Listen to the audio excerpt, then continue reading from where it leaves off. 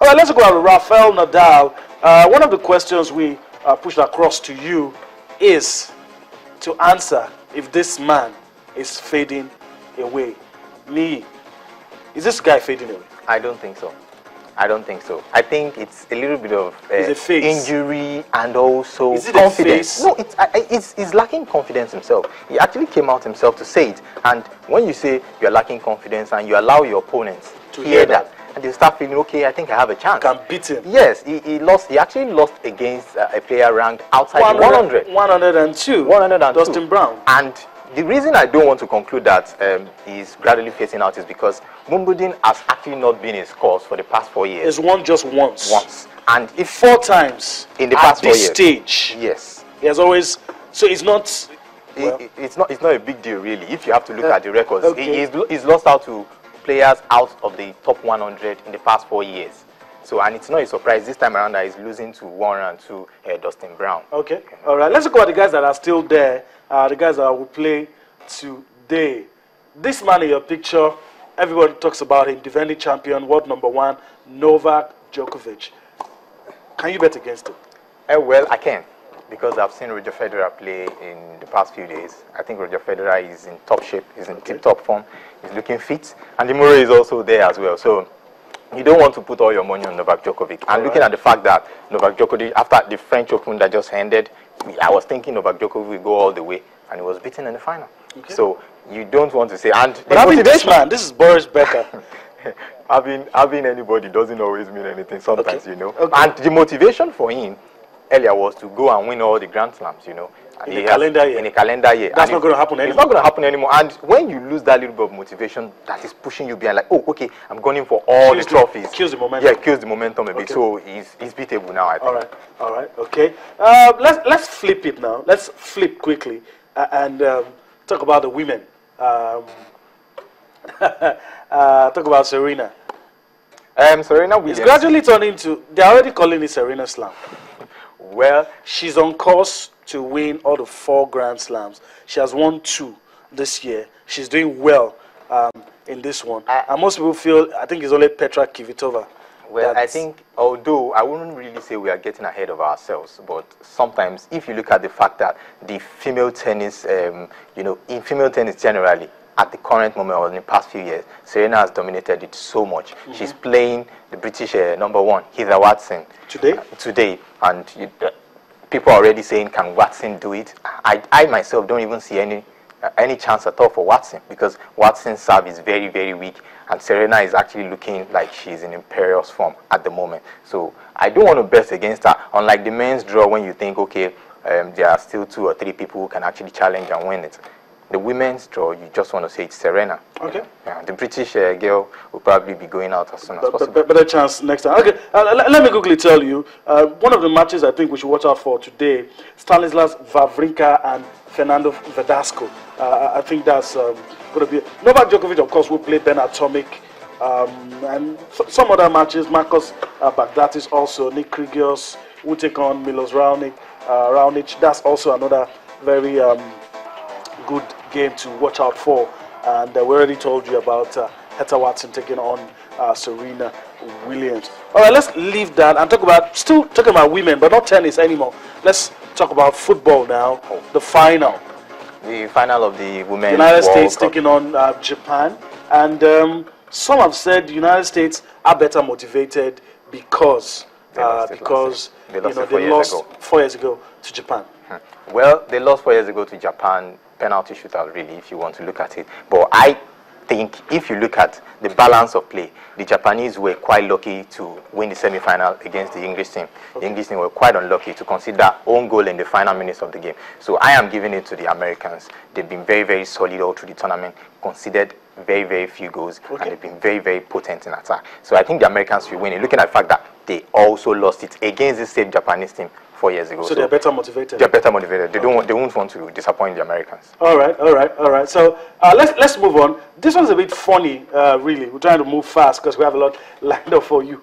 This one, let's talk about Sepp Blatter. 30 seconds.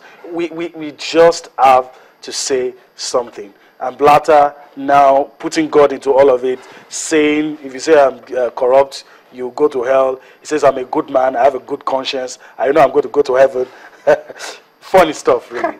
Well, I read in one of the pieces yesterday, he said he's going to go to heaven, Yeah. and he also said that the Pope said there is hell, but he himself believes Doesn't there is believe. no hell. And Yeah, meanwhile, he's now wishing people To go to hell. It's contradictory. In fact, it's so funny.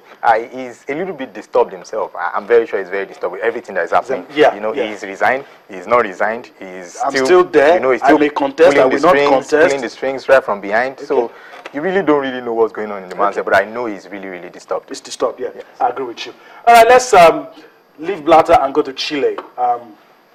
Biggest thing happening in South America right now is the Copa America, and we're down to the final. Chile, host, take on Argentina.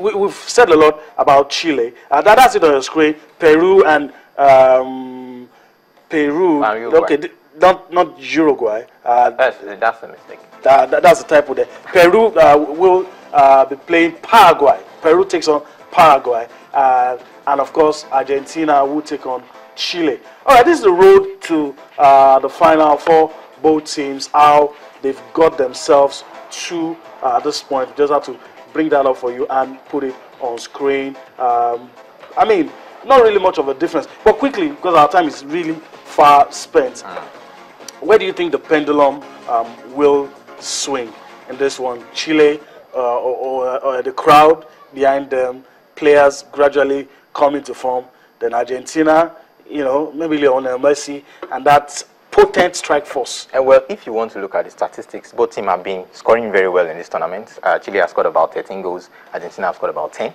And looking at both teams, the entire squad, Argentina are coming into this final full with confidence, and also with their entire squad fit as a fiddle. Everybody is complete. Chile are missing the defender, Gonzalo Jara, the man who harassed Cavani. He's sent off. Yes, sent off. So they are missing him, and the man who came to replace him, I think Rogers or something, Jose Rogers, wasn't really too convincing. The Chileans in your picture? Yes, in the other match. Arturo Vidal. Arturo Vidal in their midfield. But if you look at the balance of play, Sanchez hasn't really, Alexis Sanchez even said it himself that his leg has been failing him. He said in one of the interviews, he said his mind and adrenaline has been carrying him all through the tournament. And the Chileans have a terrible record against Argentina in all competitions. They played them 24 times in the Copa America, and they've never won. Okay, terrible record. Let me also add that Chile have never won the Copa America. Let's go on a break. Just remind you, give you an idea of what Nee is talking about, just to show you how deadly the Argentines are.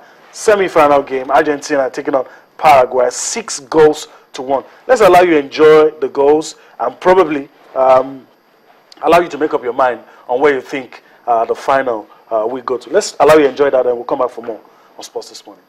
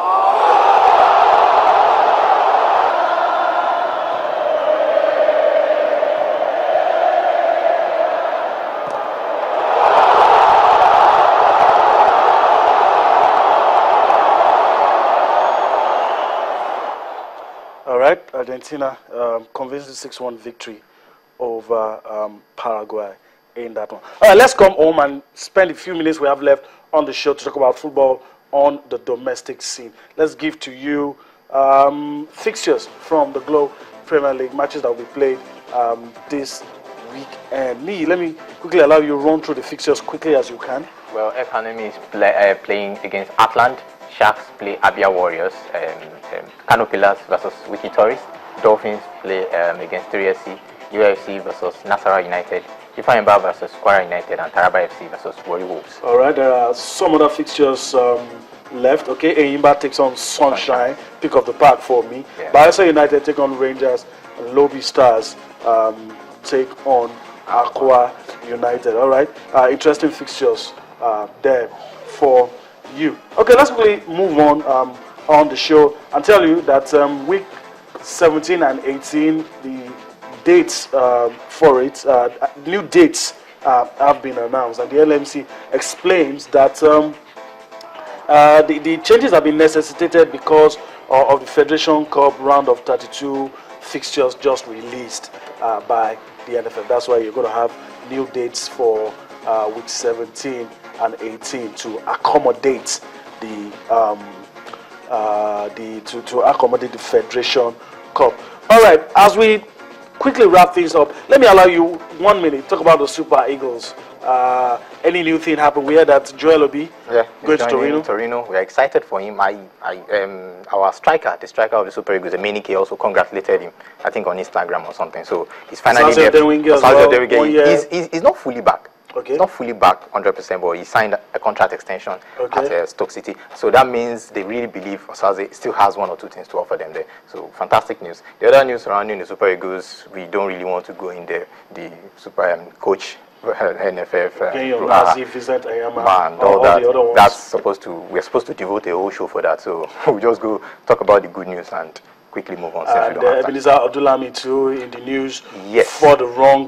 That's a okay. In your picture, we're hoping that he'll probably travel abroad soon. Too many rumors, but nothing has really materialized. The West Ham rumor came. Odulami as well as somehow found his way out of Nigeria. I don't know if there's any latest about Daniel Akpeyi as well. Last time we heard it was edging closer to a move away from Warri Wolves, but I think Warri Wolves keeping sealed lips on that. On Daniel Akpeyi. It's better that way. Things work better in Africa when you don't say that.